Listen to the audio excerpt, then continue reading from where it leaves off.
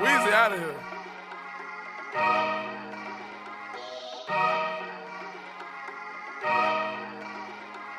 Rose gold seat on a fucking helicopter, double C, no Chanel, cause she's bad, bad, bad. Riding Kawasaki, I can cup you when the right. Welcome in, everybody, to Untold Sports Stories with Gerard O'Byrne. I got a special guest with me, Coach Anthony White. He is our assistant men's basketball coach for our team. And what we're going to get into today is his background into the sport of basketball, his background going down the Juco route, getting the Division I scholarship, getting to play in the NCAA tournament, taking out a powerhouse, and then his experience in pro basketball all the way in Australia, then talk about how he ended up as an assistant head coach for our men's basketball team. What's going on, Ant? So how you doing? Doing good. Appreciate you coming on. Oh yeah, no problem. Yes, sir. So we're gonna just start from the beginning. Talk about how you got into the sport of basketball. Was basketball the only sport you played as a kid, or did you grow up playing football, baseball? Yeah, well, I started playing basketball at 3 years old. I really started playing it because of my dad. Like I've always wanted to be like my dad, which is honestly, long story short, another reason why I coach. But I mean, like I said, I played since I was 3. When I was in middle school, I tried to play football. I played 1 year, damn near broke my wrist, so I was like, yeah, never mind, I'm not doing that anymore. But and then just stuck with basketball. Realistically, it was honestly my first love and the only thing I ever really wanted to do. So Did you grow up knowing or try to work as hard, wanting to play basketball as long as you possibly could?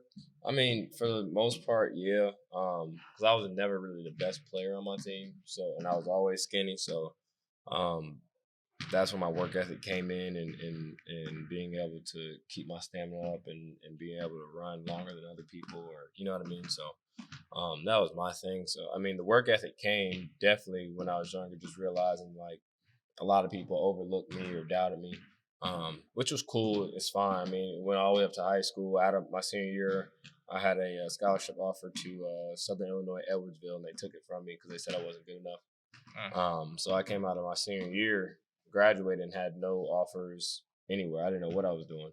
And then I got a scholarship to Lakeland College in Illinois, Juco, and that just fueled my fire. And you know, if you go to a JUCO as you went, you it's a dog eat dog world. So my work ethic that I already had kicked in and just made me work even harder.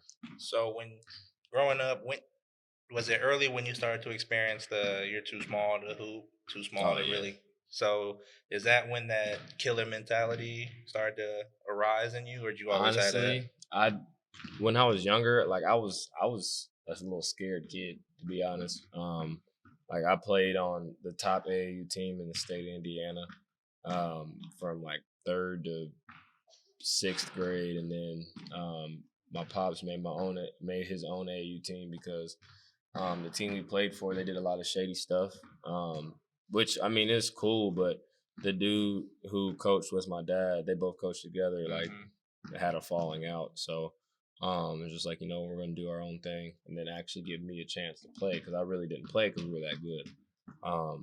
And then there, like I realized I started having big games and realized like, okay, I could actually be good.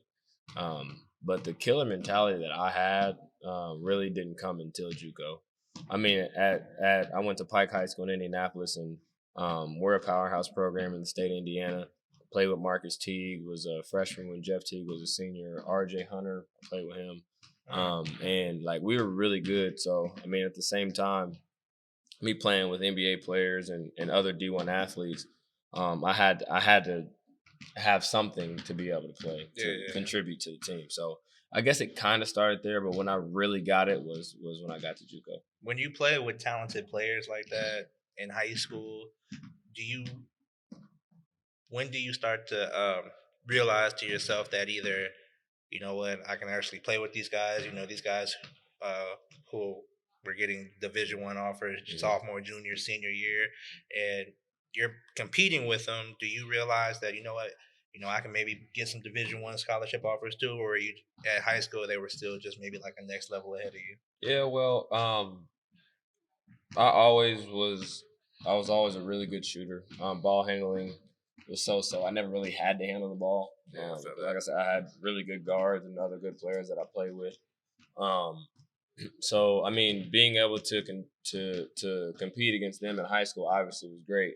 And then just going over to the AAU side of it, played against a lot of great players in AAU and competed with them. Like I remember vividly one time we were at the Real Deal in the Hill in Arkansas.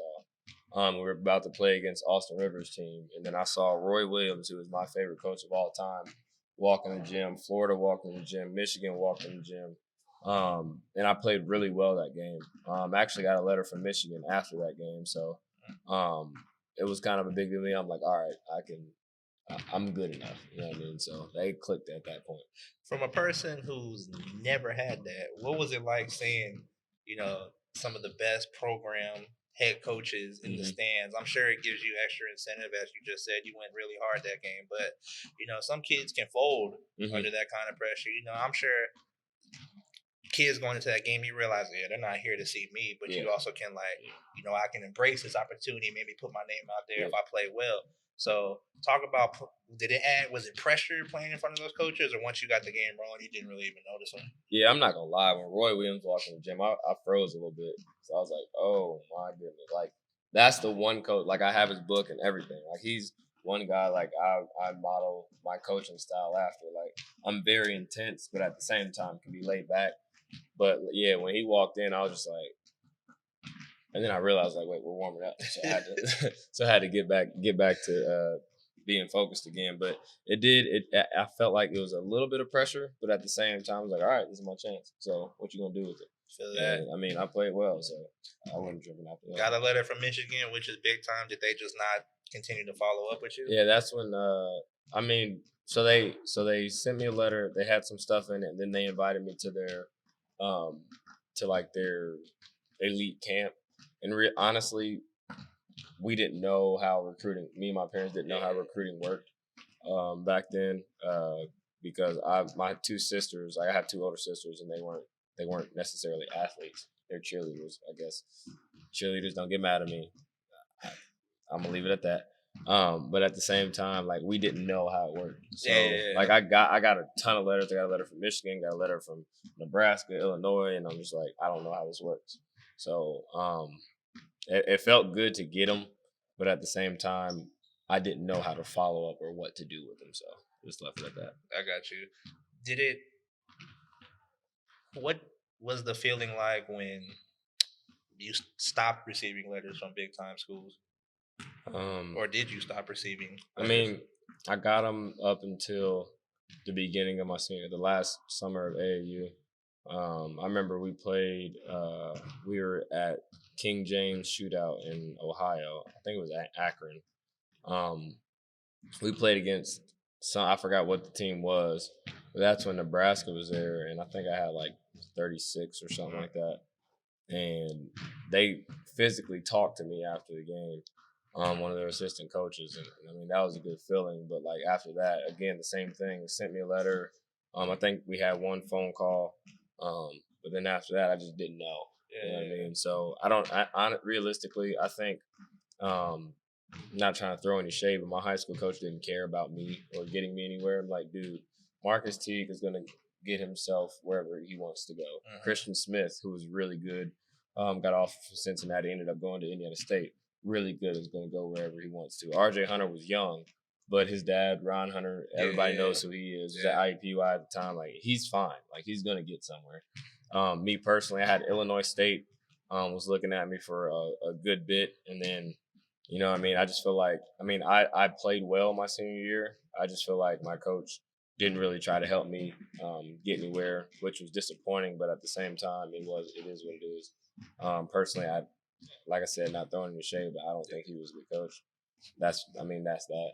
So, I'll tell him that to his face right to this day. I have no – I don't have any ill will towards him, but that just is what it is. I got you. So, I just feel like he didn't really try to get some of – like one of my best friends, Julian Strickland, ended up going to Rose-Hulman in conference, winning Player of the Year 2 years in a row, was an All-American.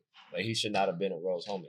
He should have been a D1 player, but at the same time, he wants to go for engineering. So for sure, I feel like he could have, if the coach put him out there, he could have went to Purdue did his engineering and played D1, which I honestly think he was that good. But I mean, that just is what it is. Do you ever look back, even with all the experiences that you've had, do you ever look back and feel like, maybe not feel like, but just sometimes like, you know what, say if I did know the recruiting cycle, how possibly different my basketball career could have gone? Oh, yeah. I mean, honestly, I love the way it went.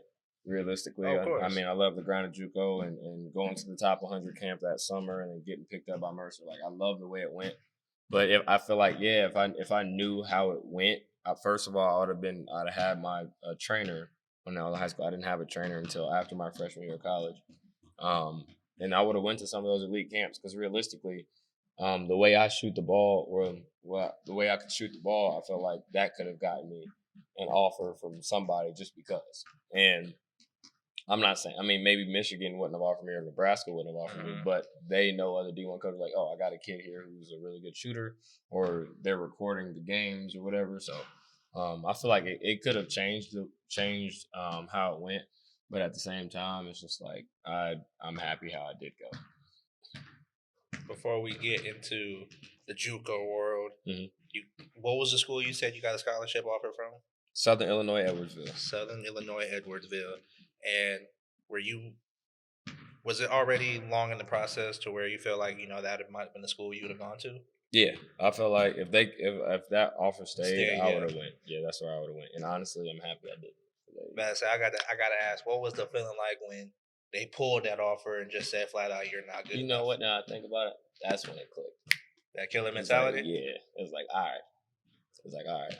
But I mean, long story short, we all know what happened, and I wish I could have had their numbers, texted them or called them and said thank you for taking my offer, because I went to a better school. And we're gonna get to what happened. We for sure gonna get to what happened. But was it just like a depressing feeling, or just like an anger feeling? No, at first I was just like, wow, and then like anger kicked in, and then I mean, going to church is like, that's just what's supposed to happen. If they're gonna pass upon you, then you gotta see what's next.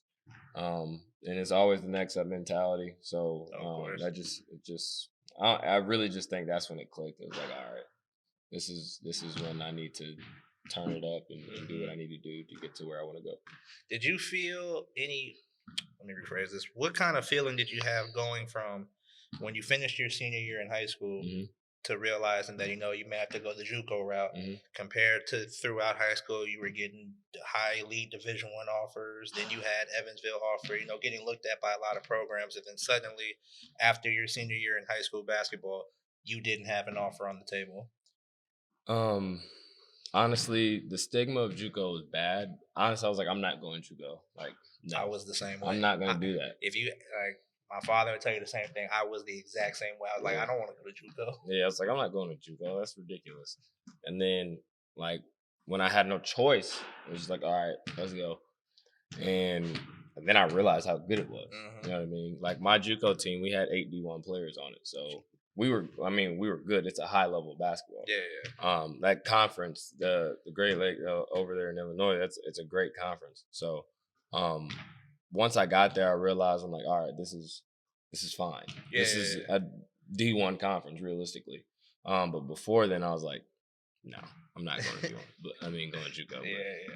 So what JUCO you Lakeland? Lakeland College. Lakeland College, and you got a scholarship there? Yeah, it's a Division I junior college where they can pay for everything. It's a national JUCO. Yeah, the school, and I don't think California has those kind of JUCOs, to be honest with you. But anyway, so 8 Division I players. So you got to tell me, what were those practices like? Because obviously you got to compete for playing time. Oh, it was a fight. It was a fight. Once a week, there was literally fist fights because everybody was so competitive. Yeah. Everybody wanted to get after it. And I mean, like, I'm skinny, but I'm not a punk. I got heart. Of course. So it's like, if you want to throw them, then we can. Like, but at the end of the day, we all realize, like, this is just how it is. If you got to fight for your spot, you got to play well to get in the game to be able to get looks. So I mean, and I talk to most of my teammates to this day from junior college. I mean, and I have no ill will towards any of them either. Like, sometimes it's just a dog eat dog world, and you got to get in where you fit in. That's my next point. how long did it take you to realize what the world of JUCO is? Because obviously you talked about the stigma of JUCO, and you don't want to go there. But then the people who haven't been to JUCO don't understand what kind of world that JUCO world is. So how long did it take you to pick it up that, you know what, this is a dog eat dog world? Didn't take long. I'll tell you that. I'll probably say 2 weeks into it, when we got to work out and play open gym, it was like, all right, these dudes are good. Like, these guys can play. So either I got to get better, I got to get in the gym and shoot 500 shots a day on the gun or do whatever I need to do, or I'm going to sit the bench. And realistically, half of my freshman year, I did sit the bench until somebody got hurt, and it was my chance, and I took advantage of it and started every game from then on out. I think that's another part of JUCO. People don't understand that you're only going to get so many opportunities in the JUCO world, because still, at the end of the day, these coaches want to win. It's all about winning, and you're going to get so few opportunities that you have to take advantage of them. But also talking about, okay, a fist fights in practice, you're competing for playing time. I mean, that's any program, any good program, that you'll compete for playing time. But also talking about the way around to where you're playing as a team, but you also have to kind of go get yours to get looked at. Yeah. Yeah, I mean, like for me, like we had a really good point guard who went to Texas Tech, and it's like, again, me playing with good point guards literally my entire life. Like, it's like, yeah, I got to get mine, but the thing about him is you have to get assists to look good as a point guard. True. So you're gonna pass to the guy who's hitting shots. I made it my job to make shots so that he would look for me more than anybody else, because it's like, if he's gonna get me assists here, shoot it. You know what I mean? So, and I figured that out. I mean, on defensive end, it's just, you got to be a dog. You got to go get it. So, that's something I also prided myself on, which, I mean, I got a lot of good players in my life. And in JUCO, there's some of the best, especially when I went to the top 100 camp. There's a lot of good guards there. Yeah. And actually, I had to play my way up into the top 100 camp. I went to the top 300. First game had like 29 and 7. Second game had like 22, and that's when Mercer actually saw me. But after that first day, like, it was supposed to go on the whole weekend, and the top 100 was after that first day. So my coach came up to me after that first day and was like, hey, they're putting you in the top 100. You have to stay for the rest of the weekend. So they gave me a dorm room. It was I think it was Lindenwood in St. Louis or somewhere out there. Yeah. And they gave me a dorm room and jersey and all that good stuff, and had to fill out a profile for the college coaches, and it went from there. You mentioned the 300 camp. Is that a camp that you had to get personally invited to? So basically, they go to each region for every junior college, and they take certain players out of that region. And so it's basically a lot of the teams some players from our region who were just in the top 300 who weren't like highly recruited, like high major and whatnot, put us all on the same team. And through that, like, so I played with some of my teammates. I played with some other JUCO players around the area, and I performed better than everybody else. So was just blessed enough to be able to go to do the top 100 and have that experience and play against the other high major players there or mid-major players there. And did my thing. So, did you know the top 100 stay going into the camp? I knew that they would, because I knew they were there the next day, but I didn't expect to. I didn't know that they would have like a select team to play in the top 100 camp. I just went there I went there to embarrass people. Yeah, well, that's going to be my next question. You know, we already talked about how tough it is trying to get yours on a JUCO team, but when you go to a 300 camp like that, when everybody is literally, I can imagine how many one-on-one battles everybody was doing on that. How were you able to separate that, and how were you able to go get yours knowing everybody was trying to get their own? Realistically, it was about production, man, because think about it. Anytime you watch a highlight tape of any open gym or any pro-am or any camp, right, the players who get the ball are the ones who are producing. They're the ones who are being aggressive and making shots. And realistically, like, start talking crazy at the end of the day. You know what I mean? Yeah. So with me personally, like, I hit a couple shots to start it. Then I started getting my off the dribble game going. Second half, a dude threw a oop up to me, and I was going to dunk on somebody and got fouled and missed. But like at that point, like whenever I said give me the ball, they were like, "Here, you're playing well." So I mean that happened multiple times in my life, but that's the first time where I just like completely took over a game and like the whole situation. And after that, my teammates just kept giving me the ball because like he's playing well. And realistically, I was demanding it, and I'm not taking a no for an answer. Give me the ball, because I'm scoring. Like I'm scoring, and I'm making good passes, getting people open. So like, why not give them the ball? For sure. And you brought up Mercer. Mm-hmm. That's when Mercer took notice of you in the top 100 camp. Yep. Were they the only school to come after you, or were they just the hardest one? Out of Juco, I only had 2. I had 3. So coming to all of our open gyms, we had multiple D1 schools there. I think it was Wisconsin, Green Bay came, and I mean I destroyed our team that open gym, and he just said they had too many guards already. So I'm like, all right, cool, that's fine. And then I don't know how, but Tennessee State got word of our team and came to watch us play, and I destroyed that open gym. And then they had a second coach come, and then I want to say probably like a month, 2 months later, the whole coaching staff left and went to Miami of Ohio. So the coach talked, he's like, we were going to offer you, but now we have multiple upperclassmen guards, so we won't be able to offer you anymore. I'm like, all right, that's fine. Florida AMU, they offered me, and then Mercer offered me. So the thing about Mercer is my sophomore year is the year they went to the CIT postseason. They won it. And so, like, during the season, like, the beginning of the season, the assistant coach, Doug Eslick, loved him to death. That's my guy. I actually just talked to him. He's at North Carolina, Wilmington now. And he came to the opening tournament, and I knew he was a good dude after talking to him. And then, like, we made a bet, and it was like, I told him, I said, hey, we're going to beat this team by 20 tonight. And if we do, you have to do 20 push-ups. If we don't, I will. You know what I mean? So he came to the game after the game. He came to talk to me.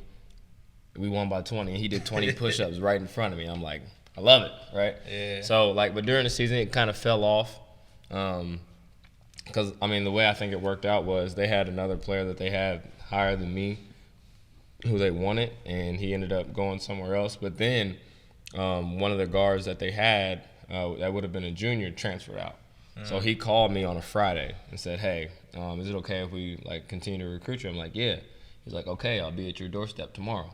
The next day he was in my house in front of me and my parents, and I'm like, I love it. Like, you're showing me that you actually want me. You know what I mean? So, and then I would say probably about 2 weeks later, flew down to FAMU, visited there, and then drove up. My parents came, and then we drove up to Mercer, drove up to Georgia, and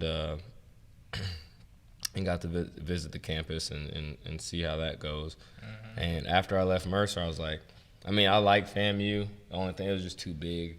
It's right next to Florida State. They basically share a campus, and it's gigantic. It's too hilly. It was like I'd have to get a bike or a freaking motor scooter, and it's like You wouldn't hear most of that answer coming from people. I mean, like, it's cool. Like, being in Tallahassee, Florida, that'd have been dope. Like, the weather was good, but, like, at the same time, just, like, it's just too much going on. Like, I don't want to, like, I'm all good with HBCUs. Like, I had half my friends with the HBCUs. Like, I'm good with that. Yeah. But that wasn't the issue. Like, partying and stuff, that was the last thing I was worried about. When I was in Juco, like, my mind was like, look, I'm going D1. I got to find a way to do it. My teammates would go to Eastern Illinois, which was 20 minutes down the road, and I would sit in the house, play video games, or go to the gym. That was just me. Like, I was kind of introverted, but at the same time, like, I was friends with everybody. It was weird. Yeah, I got you. But, like, for FAMU, I was just like, they have a nice gym. They don't have a history of winning was my issue. I mean, the assistant coaches, the head coach, they were all cool. Like, I was good with them. The head coach was actually a former NBA player, and I'm like, maybe this is what I need. Because I went to their open gym, and me and another point guard, little Jamie, went to the open gym. And at first, I was just like cruising. He was like, all right, turn it on, and then I destroyed the open gym. after that, so technically the coaches weren't supposed to watch open gym, but their offices were over the gym, so it was like they're gonna watch. Yeah. You know what I mean? So after that, they came up to me and little Jamie. And they're like, "We'll let you guys do whatever you want. Come here. Like you'll start, you'll play every single game, you'll get at least 15 shots a game. You can do whatever you want." I'm like, that's tempting. So after that, did you believe it? Oh yeah. I'll tell you why. But after that, we drove up to Georgia, and then there I had to work out. I did a workout with their best player, who's now my best friend, Langston Hall, who's a mid-major player of the year. He's playing in Greece right now. I had him and our 2 7-footers. Yes, a mid-major has 2 7-footers. We did a workout like basically against each other, and I played really well in the workout. They had us coming off ball screens and stuff, and I remember I went to split one, and then went up to dunk it. I missed it. Like I tried to dunk it really, really hard, missed it, and it flew to half court. And the assistant coach was like, "All right, we're done. That's all I need to see."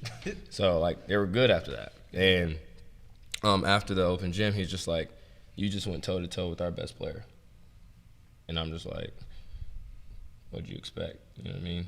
Like I'm a competitor, so he's like, "You went toe to toe with our best player, and like we want you." So that was cool. Like that night, hung out with the guys. We all just sat around, talked. I learned more about them, and just hanging out. And then that next day, I sat down with the head coach. He's like, "We're offering you. Like, if you want to come, cool. We'd love to have you. This, that, and other. So think about it, and then get back to us." About 2 weeks later, I went back to my Juco. 2 weeks later, the assistant coach calls me and says, "Hey, I'm going to recruit this weekend. Do I need to recruit any cards?" I said, "No." I was like, "Don't tell anybody yet, but no, you don't need to." And I made up my mind. I think my dad wanted me to go to FAMU because he wanted to see me for the first time be the focal point of an offense. But my thing was like, I just want to win, Dad. Like, that's it. So they supported my decision on committing to Mercer. And the funny thing is, I was gonna call the FAMU coach and tell him, but they were at the same AAU event that weekend. So the Mercer coach told the FAMU coach, like, "Hey, he just committed to us." And I'm like, and I went to call him, and he was like, "Yeah, he told me yesterday," because we were sitting next to each other. I was like, that makes me seem like a bad person, but I was gonna tell you. I literally called you to tell you, but that's the story with that. So was winning the separating factor between the two schools? Because I think everybody, when it comes to recruiting, it's about how much they want to feel wanted, and it seems like both schools did a good job of making you feel well wanted, but just the winning aspect is what kind of separated Mercer from FAMU. Yeah, it was winning. It was and it was winning, and it was a small private school. The campus was small. It reminded me of like a bigger Lakeland college. Okay. You know what I mean? Yeah. So I'm just like, my longest walk to class was maybe like 8 minutes. So I'm like, yeah, this is it. I can walk. I can walk everywhere. Like, it's still warm. It's still Georgia. And I was like, this is it. This is what I want. As soon as I left, I'm like, this is what I want to do. I ask athletes that because I get a variety of answers of athletes that don't care about leaving home, that would prefer to stay home. Did you care about leaving Indianapolis and go all the way to Georgia? Realistically, I was going to leave one way or another. FAMU or Georgia, which one is it? That's true. So, my thing was, when I talked to my parents, it was like, it's time to grow up. And I would encourage all athletes to get away from home. You know what I mean? Just because you don't get the same feeling if you're near your parents or near, well, I wouldn't say that, but like you'll be more inclined to go home on the weekends or just go get your clothes washed at home on the weekends just because instead of enjoying college. You know what I mean? So, or if that's the case, like, you have to put a limit on how many times you go home. Oh, yeah. Like a semester, you know what I mean? Yeah. So I feel like to get the full college experience, you got to be able to separate college and going home. You know what I mean? Yeah. That was an aspect I talked to my parents when coming out here. I was like, I just want to get away from all this and just, go do stuff on my own. And my Juco is about an hour 15 away from where I went to high school at, but took me about 3.5 months for the first time I ever went back home. I just wanted that. But Army bred, so I moved around a lot. So moving wasn't that hard for me. But so you get to Mercer, and what was the first experience, like your first practice, first game? Was it everything that coaches had promised you, or? Oh, they coached me hard. The first practice, I technically showed up late because the coach wanted us to be on the court 30 minutes or be wherever we were scheduled to be somewhere. We had to be there 30 minutes early. I walked in with all my stuff 15 minutes early. I'm like, all right, let's go. Everybody's in there, and he's like, what are you doing? I'm like, Coach, it's like 15 minutes before you asked to be here. He said, you're late. And I was like, uh-oh. Like that's my first thing. He didn't hold it over my head or anything. I was just like, you're late. Like, you don't do this anymore. And trust me, I was never late again. For sure, yeah. Because that feeling you had, I already know that feeling. I was like, my heart sunk. I was like, he's about to take my scholarship. I just got here. I was like, dang. And then, like, he had a rule, there's no cursing. And I was like, and coming from Juco, that's all you did up in Juco. Listen, that wasn't even like something that I ever thought about. Like, a coach telling me I can't curse. I was like, all right, cool. So every time I cursed, it was like 50 push-ups right then and there. And I'm just like, I'm about to be strong. Oh, gosh. So, that was good. The individuals that we had, they definitely coached me hard. Teammates are great. I love them. They're my brothers. I talk to them. We talk at least once a week, all of us, which is something to say. Like, I can talk to my Juco teammates and my teammates from Mercer 5 to 7 years down the road, and we can all still communicate and be cordial and check up on each other, which is cool. How many people can say that? I don't know. But for me to be able to do it with 2 sets of teams, it's a blessing.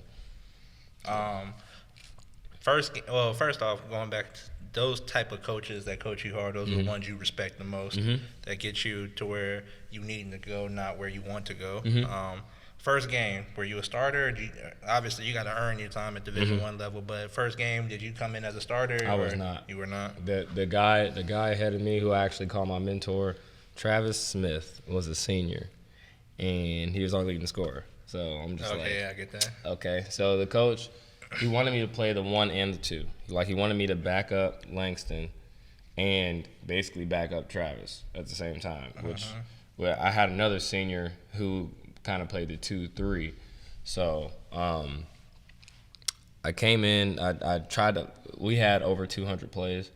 Like, we had sets, but we had different things on each set, and trust me, it was a lot. Yeah. So for me, coming from Juco, where it's just like, come off a ball screen and do your thing, or just simple stuff, to 200 separate plays, it's just like, all right, this is overwhelming. And learn them at 2 positions, which the 2 and the 3 were interchangeable, and then the 1, trying to figure out where everything happened. It kind of messed me up at first, because, like, I'd come in at the 1 and have a certain play. It's supposed to start one way. I go the other way, and I totally messed it up, and that wasn't very good. But, as hard as I played, it made up for a lot of the mistakes I made, which was cool, but at the same time, it just wasn't where I should be. And so they basically just stuck me to the 2, and I really sat behind Travis all year, and I'm actually happy I did that. You know what I mean? It humbled me first, because I came from being one of the best players on my team into a situation where you got to sit back and earn your spot, and you got a lot to learn.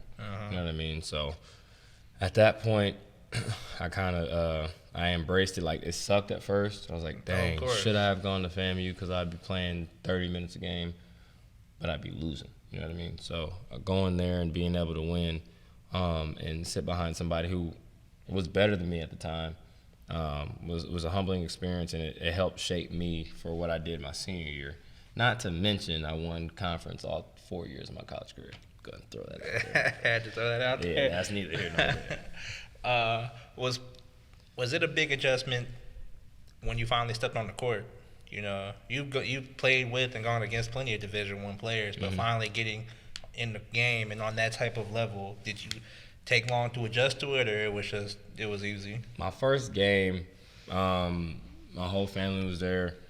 We were playing a D3 school, I think, and I actually came in at point guard, which is ironic.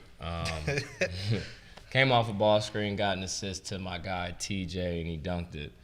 And I was just like, is it really going to be this easy? You know what I mean? I'm like, oh, there's no way. So I do that, and I get a bucket, and I get a dunk. I'm like, it can't be this easy. You playing in D3, you had to know that. And then we were playing in D3, so I was just like, okay. And then, as the season goes on, like, we played in the Virgin Islands that year, and we played against Wake Forest, George Mason, and University of Illinois Chicago. And our point guard got hurt. So Travis, who was the 2 guard, started playing point. So I played a little bit more too. Played well, but we ended up losing all 3 games because our center was also suspended. And it was a lot going on. And that kind of opened my eyes because after, some games I didn't play well, some I did. 2 of them I played well, 1 I didn't. And then our assistant coach was like, y'all need to look yourself in the mirror and say, is this what y'all really want to do? You know what I mean? So, at that point, it's just like, all right, this is what I really want to do. First year of Mercer, you go through learning experience, playing behind, the leading scorer was Travis. Yep. And so senior year, Travis graduates, correct? Graduates. So senior year, all the stuff you learned your junior year, you're ready to take hold. Yep. Talk about that story you told me in the first game when you played. Didn't get as much playing time as you thought you were going to get. Okay, yeah. So, the season starts. I end up. So actually, that summer we go to Germany. Okay. Germany, Lithuania, Latvia. We play the Latvia national team and get destroyed. Like they just got done playing LeBron and them in the World Cup or something like that. And they beat us by 40. And while we're over there, I played terrible. Like, I lost my starting spot. Like, I played bad. Luckily, those games didn't matter. But at the same time, so we got back, and I had to fight to get my spot back. And, I go through that whole process. I'm like, all right, this spot's mine. I got to get it back. And I end up earning it back. So the season starts, and then I pull a ligament in my ankle. So I'm in a walking boot. First game, I walk into the arena in my walking boot, but I still start. We played Texas. We almost beat them. We lose by 3. The season continues to go on, and there's ups and downs. So we get into conference play, and one of our conference opponents is Kennesaw State. Kennesaw, okay. And it's our rival. They're right down the street. And so the game starts. Obviously, I'm a starter every game of that year. I play the first 4 minutes to the media timeout. And then I don't play the rest of the first half. So I'm at halftime. I'm steaming, I'm hot. And then the second half starts. I play the first 4 minutes, and then I don't play the rest of the second half. So after the game, I'm in tears. I'm so mad. It's not I'm pouting, crying. I'm pissed off. I know that feeling. So that's the competitor in me. I'm pissed. So I'm just nah. I just go sit by myself and cry for a little bit, and then my parents call me and they're what's wrong? Why didn't you play this, that, and other? I'm like, look, I don't know. I have no idea. The assistant coach that recruited me called and he's like, hey, are you all right? I'm like, no, I'm not all right. Why would you even ask me that? You know I'm not all right if you have to call me. You know what I mean? And so the next day, the head coach apologizes to me in front of the whole team, Ant, I'm sorry, I didn't realize that you didn't play this, that, and other. You only played 8 minutes. And I'm like, I just shrug it off. I'm like, whatever, dude. Because at that time, I'm still mad. It's the next day. So that kind of just fueled the rest of my season because it's I'm going to play to a point where you can't take me off the court. Or if you want to take me off the court, you can't because I'm playing well, I'm doing everything right. So, realistically, that's just how it goes. So end up winning conference or tying for first in conference, go postseason. The first conference tournament game, I have 29-7. The second conference tournament game, I have 13 or 15 and 5. And then we play Florida Gulf Coast in the championship. This is sweet because we play at Gulf Coast for the championship. Gulf Coast beat us at home for the championship the year before. That's when they got the whole Dunk City and beat From the NCAA Georgetown. tournament, and yeah. I remember watching that Florida Gulf team. I was like, them boys got some springs. Yeah, so we That were was a team. Yeah, we were sitting in our apartment pissed off watching them go on a run because, like, that should be us. So the next year, we get to play them at their crib. And, like, the first half, we're beating them by, like, 17 at halftime. They come back and bring it to 1. Then we pull back away. I hit some big shots. Our 4-man hit a big 3 towards the end. And then the point guard, me and him basically, like, took control of the game in the second half. And that's not me bragging. Even the announcer said it. You know what I mean? So we kind of I watched the game. So we kind of took control in the second half and ended up winning and got to cut down their nets and in front of their crowd. And they put all of our fans all the way at the top. So after we win, like, I have the ball at the end, I throw it up in the air, I go hug my parents, and then me and the rest of the team, we get our championship T-shirts and run through the bleachers, through all their whole crowd, and go up there and party with our fans. And the thing about it is, that felt good because their fans, like, some of them were just douchebags. I'm not even gonna lie. Like, they were saying crazy stuff, and it's like, all right, I understand being competitive and wanting your team to win, but some of the stuff is unnecessary. That's necessary. So it felt good to just run through them and go up to our fan section and be able to party and jump around with them for a little bit. And it was also sweet because we got to stop by Cheesecake Factory on the way home. Cheesecake Factory slap, bro. I can't lie. Yeah. Okay, so going back to that moment, you play 8 minutes in the game. After everything going through your experience, are you grateful that happened? Yes. Why? I wouldn't have had the season I had. I wouldn't have ended the way I had. I wouldn't have played with a chip on my shoulder. I mean, I always play with a chip on my shoulder, but that was just like, this is never happening again. It's not happening again. So it kind of flipped the switch for me. And I literally, the rest of the conference games, I played great. I didn't have one game where I didn't play well. So if that didn't happen, not necessarily get complacent, but my confidence level may not have been as high. I mean, it was high, but it may not have been as high because I'm like, all right, I'm still playing okay, and I'm just kind of cruising and making sure I don't mess anything up. Instead of, I'm going to be aggressive and I'm going to make sure everything is the way it's supposed to be. It kind of just unlocked you into that next level you kind of didn't know you had in you. Yeah, for sure. Well, you win the tournament for the Gulf Coast, celebrate with their fans. Yeah. And that was the trip for the NCAA tournament. You guys have the whole watch show. And, I mean, you told me this. Your coach predicted you guys would play Duke before you got the draw. Yeah, crazy. He's like, we're going to play Duke and Raleigh. I was like, did somebody tell you that? He's like, no, that's just how I feel. That's what I think is going to happen. And we're like, okay. So we're watching it, and we're watching in our stadium on our big screen with all of our fans, and we're just like, all right, Raleigh Division, Duke, and they're going to play the Bears of Mercer University. And we just go crazy. And then, like, once everything calms down and we do our interviews with our media people and whatnot, like, we're like, Coach really predicted that. And he was right. So it was a funny situation. But Duke in Raleigh, it's at home state where Duke is located. First thoughts when you see on the watch show, you guys drew Duke.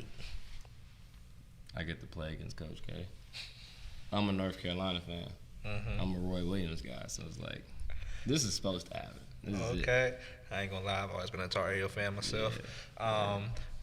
Okay, so what leading up to that game did the preparation? I mean, was it different, or you guys just try to make it the same? No, it wasn't different. It was really just making sure that we crossed our T's and dotted our I's, and just made sure that we had our game plan set.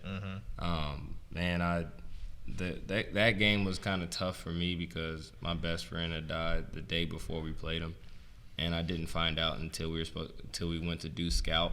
So I basically didn't pay attention to any of the scout because I was out of it. Like, once I found out, I was like, really just don't talk to me kind of thing. And so our director of ops comes and gets me. He sits there with me for a second. Then we go to our scout, and I'm just sitting there. Like, I have my notebook in front of me, and I'm just sitting there, like, staring at the screen, like, just blank. And I really don't remember much. All it was, I don't remember anything. And then, like, after that, we went out to eat, and then we had a camera crew following us everywhere. So I'm just like, I just had my hood up the whole time, and just like, just don't put me on camera or don't, like, really just don't interact with me. Like, you can make sure I'm okay, I get that, but like, just don't talk to me because I'm not in the mood. So realistically, like, coming into that game, I'm like, this is for my guy. Like, I have to play well. The game, I missed the layup the first play. The next play, I hit a three. And then after that, it was like up and down until the second half. Like, when it got to the nitty gritty of it, is when I started playing well. Then at the end, I shot a free throw, and it bounced on each part of the rim and dropped. And I was like, I saw you. I miss him to death. But DeJuan Lewis, love you, bro. But that was another reason why that game sticks out to me so much, is because, I mean, unfortunately that happened. But at the same time, if he couldn't be there in person, he was there anyway. You know what I mean? So, but yeah, the preparation realistically for me, before all that happened, it was our same stuff. But like, when that happened, I was just blank until the game came up. Well, I'd like to say sorry that happened to you at that time. Respect to your mans right there. Yeah. Different feeling well, first off, I got to ask, when you guys took the court, because I know you have to realize that you're playing a team, you're playing players that are on a different level than you guys have played all year. When you guys first took the court, first off, talk about playing in front of that stage. You know, you got a sold-out crowd, NCAA tournament, millions of people watching, nobody in the country except the fans at Mercer think you're going to win this game. So when you first take the court and just realize how many people are there, what's that like? Man, it's an overwhelming feeling. And then also Reggie Miller called that game. And I grew up in Indianapolis. Yeah. That's like one of my idols. And he's sitting right there. I call him Uncle Reggie. So I even have a picture of him and me when I wanted to be a Pacers ball boy when I was a kid, like a little kid.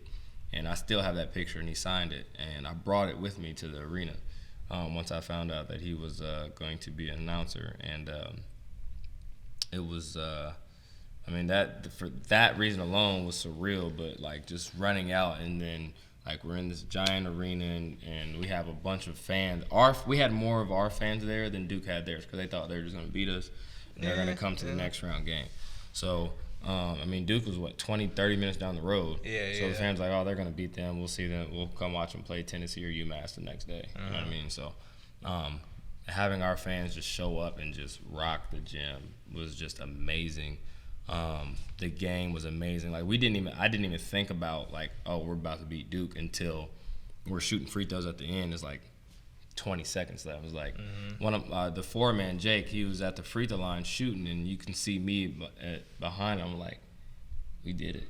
Like, we just beat Duke. Like, it's lovely. Because I remember that was the year. What year was that? 14.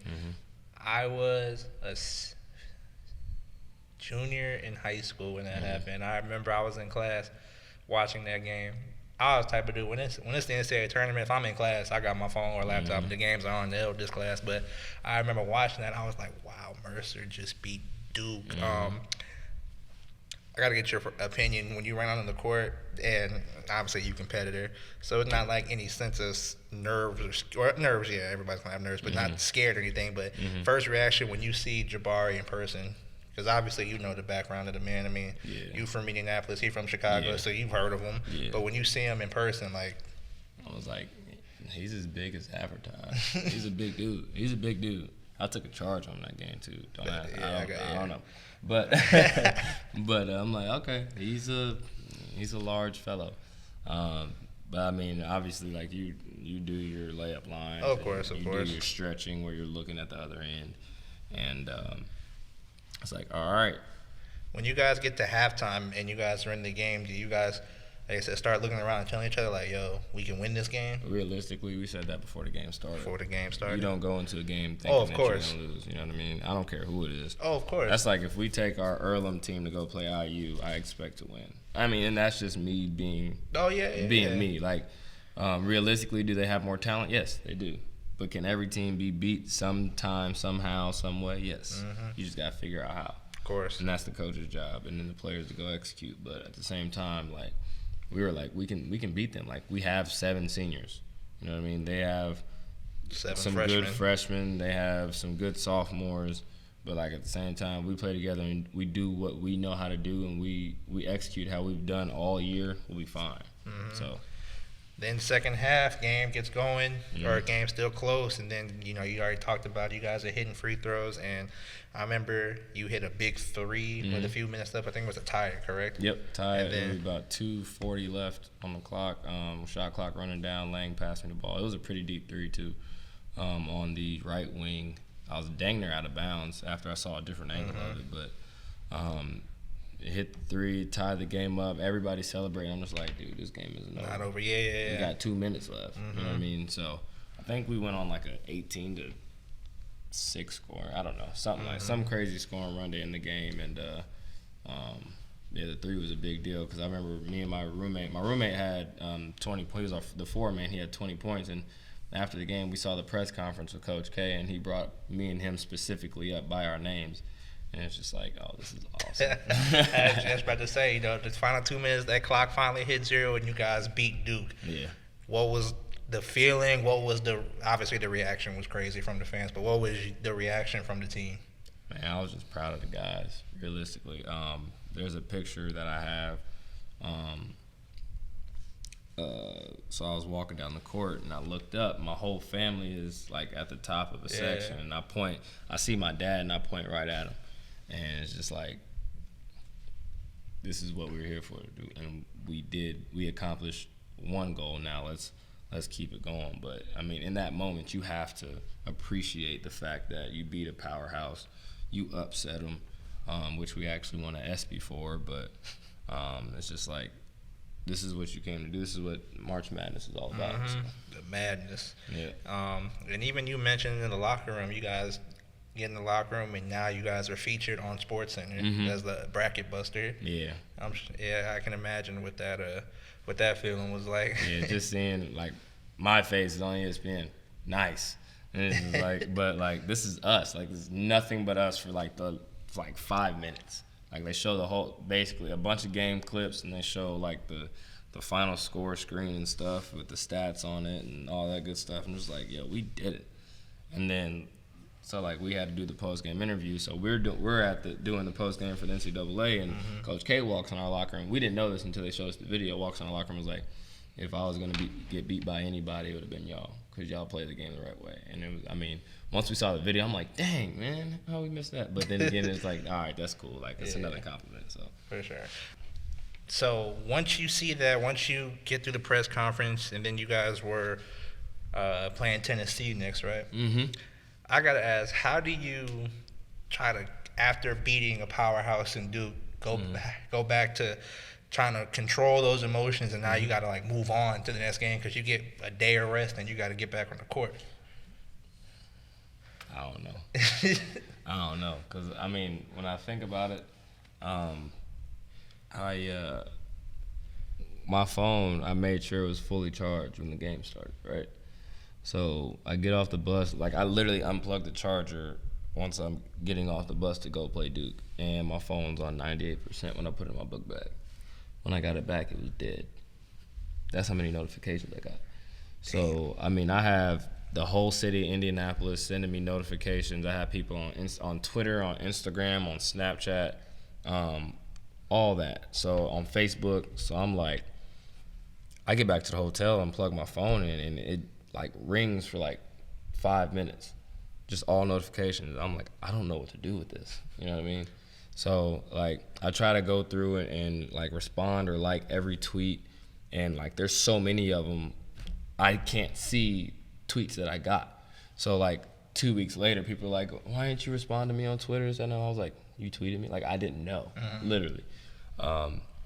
So like after I also did like the robot behind my coach, so people like recorded me and put me on Instagram, and I was like, that was funny. Cause the thing about it is, I was trying to do that the whole week because we had all the news in Georgia at our school trying to get interviews and stuff, and like I'm behind people doing it, and nobody ever caught it. And it's funny, it happens on national TV. I'm just like, so now I have a GIF, whatever you call it, GIF, whatever it is. Yeah. I actually have one, like if you search on your phone, like Mercer robot or something, I don't know what it is, but it's on there, and it's hilarious to me. But to refocus, it's just kind of like, since we were such a older group, it was just like, all right, Okay. now let's go on and try to beat Tennessee. So, and the thing about it is, we beat Tennessee the year before in the NIT, so they remembered that. They were coming for us. Yeah. And you guys go on to Tennessee, and they got their revenge. They ended up they beat y'all. You said pretty handedly. Yeah, I'm still mad at Josh Richardson. Okay. He averaged 8 points a game at 26. Jeez. And now he plays in the NBA. Yeah, I know where he at. So, but that ended the Cinderella run. Yep. And were you more upset that it didn't? Well, obviously you get upset that it doesn't continue, but were you upset that it ended? That it couldn't go further, or were you just more proud that you actually got that far? If we won, the Sweet 16 was in Indianapolis, so I'd have been able to play at home. So I was mad about that. Okay, I think I was more mad that I couldn't play with my brothers anymore on an official capacity. Yeah. That sucked. So, like, I mean, in the locker room, like, of course we were crying, but, like, I remember the assistant coach that recruited me there, he was like, I can't be in here with you guys. And he starts crying, and he leaves. So I'm just like, honestly, I just go around and give everybody hugs like, man, I love you. I love you. Every single player on the team, all the coaches, like, I love y'all. And, like, realistically, nobody wanted to talk because, like, we were that close, and all the coaches were sitting there, and none of them had anything to say. And that's not a bad thing. They're just like, damn, like, what do we say to a group of guys who were really, really close? That's why the assistant coach walked out. I think all of them really walked out. So we're all just sitting there, and it's just like, what do we do? You know what I mean? So that's cool. And then we get on the bus to go back to the hotel, and all of our fans are at our hotel. And we just like, man, I don't want to get off the bus, dude. I don't want. And it's not even about feeling sorry. It's just emotional, man. Yeah. So like we get off the bus, and like I get off the bus with Langston, and like he starts crying. I'm like, dude, don't start crying, because I'm going to. So, like, I put my arm around him, and we go to walk in the hotel, and, like, all of our fans are just cheering. And just, like, not the moment. Like, what do we say? Like, what do we do in this moment? Like, so, I mean, we go in the hotel, and then, like, everybody kind of, like, lighten up a little bit. And, like, we're just sitting there, and then, like, me and Langston look at each other, and I just bust out crying again. And I, like, go outside and sit down. And the assistant coach who recruited me, he was like, I understand you have a chance to go pro and this, all that and other, but when you're done, you start coaching, you're going to be on the bench with me. You're going to coach with me. And I hope that happens soon. Like, I love the dude to death. Like, he's the associate head coach at UNC Wilmington. And I feel like he'll probably get a head coaching job soon, but realistically, for me, on the coaching aspect of it, I'm really just, I need to get these guys to places I've never been. I got you. We have players on this team who can play pro, and people say, "Oh, you D3, this, that." That doesn't matter. No. If you're good, they'll find you. You know what I mean? Yeah, I've always heard that. And I feel like these guys deserve to win. I mean, we have 7 seniors on this team, so it's like you've been here for 4 years and you haven't had a winning record. We come out and win our first game. So my thing is to be the best assistant coach possible and help the head coach with making sure you guys are ready no matter what for every single game, to be in it and to get wins. So, again, it's really just to get them to places I've never been, and hopefully we can get them to have a winning season for the first time in a very long time, and hopefully get a conference championship. That's what we're playing for. What got you into coaching? Did you always have that? Yeah, I felt like I was going to, and also because of my dad. He was my AAU coach growing up, and I watched him help inner city guys who didn't have father figures. He mentored them and coached them and tried to just do things to keep them out of trouble. You know what I mean?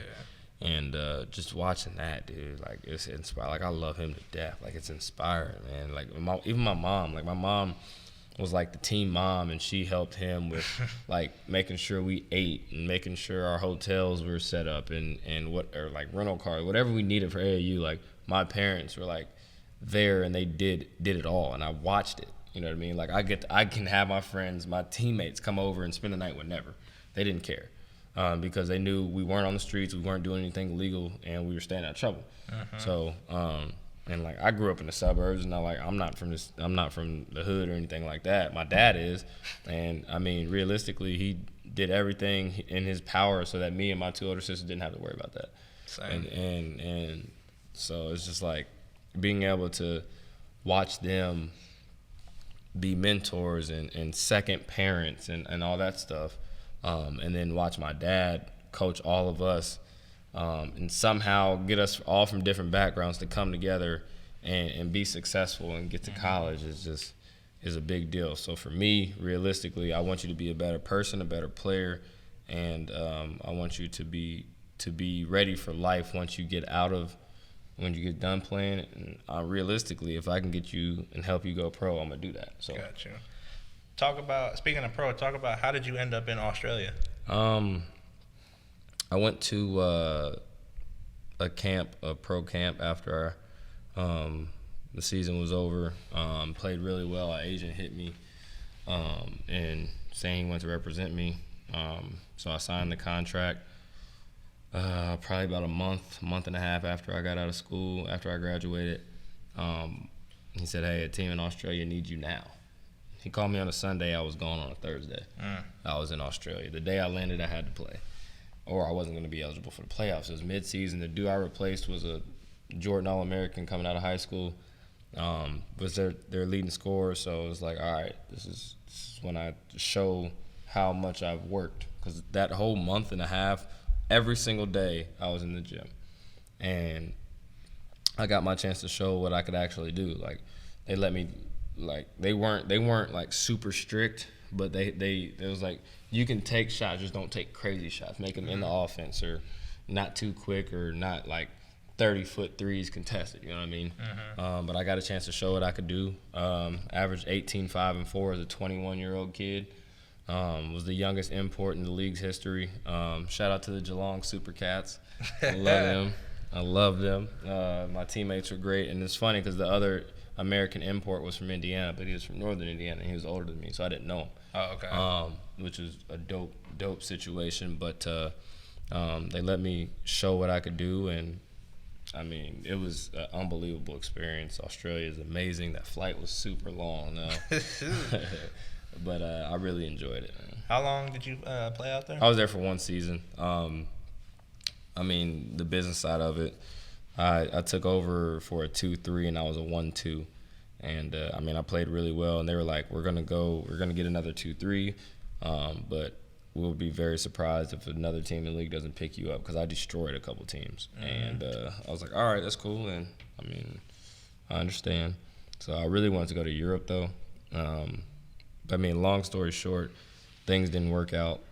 And, I mean, I came back and started training and coaching right then and there. And then 2-3 years later, I get this job. And now it's time for me to continue to do what I can at this school and leave a mark and like I said, help these guys win, to hopefully be a head coach of my own program and be able to change, maybe either change something around or continue a winning trend. You know what I mean? And get them to a national tournament, whether it's D2, D3, D1, I don't care. Do you want to have your own college program, Yes. or you want to go to high school? I want to do my own college program. Like I for some reason, I love the recruiting aspect of it. Now, having your own college program is not easy, and that's like the basketball part. I know I'm good with basketball. Yeah. This last 6 months, like, I've really learned more about everything else. I've learned how to be punctual, learn like the money side of it with budgets.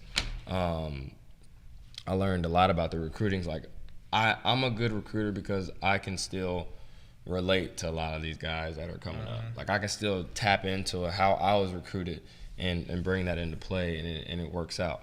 And honestly, at the end of the day, just making sure that I'm completely honest with everybody. Like I'm not gonna lie to you at all, even with my players. Sometimes they may not like it, of course. but if I lie to you, I'm not helping you. You know what I mean? And I mean, I play around. I love playing around with the guys, letting them be themselves. Like I'm a energetic person. You know what I mean? But when it's time to get serious, it's time to get serious. And like same thing I tell the recruits. Like I'm never gonna lie to you, but I'm here to help you get better, be a better player, person, and hopefully I can get you somewhere that I haven't been. So. Are you hoping to, before you get your own program, to coach with the coach from your assistant coach from Mercer? Absolutely. If I can coach, I would love to coach, man. I mean, that's my guy. I love him to death. Like, and the funny thing is, like, even though he was my coach, like we could talk about each other and then joke around and understand. Like, there's still the boundaries of it, but we can be ourselves and have fun. And that's funny because we were on Instagram. He was in my messages and we were talking, and he started talking about me, but. It's cool. I'm going to get him back. Shout out to you, Coach E. So you, before we close, you said you learned the last 6 months the different aspects besides just being a player in coaching. What are your goals? Not just you talked about the team win a conference championship, but do you have goals set for yourself as a coach for this season? Personally, I want to obviously, like I said, make sure we have a winning record. The school hasn't had a winning record in a pretty long time. I want to do everything I can to help the head coach get Coach of the Year because he works hard, and realistically, he'll deserve it. And then also, when I think of that, if he gets Coach of the Year, that reflects me too. You know what I mean? As somebody who helps him get prepared for things, and I would love that.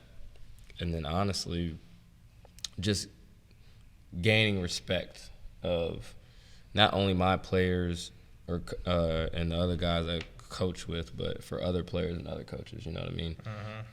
Because people can continue to know me as the guy who played for Mercer who beat Duke, and like I barely even bring that up anymore. Yeah. But like at the same time, I want to be known for coaching now. So.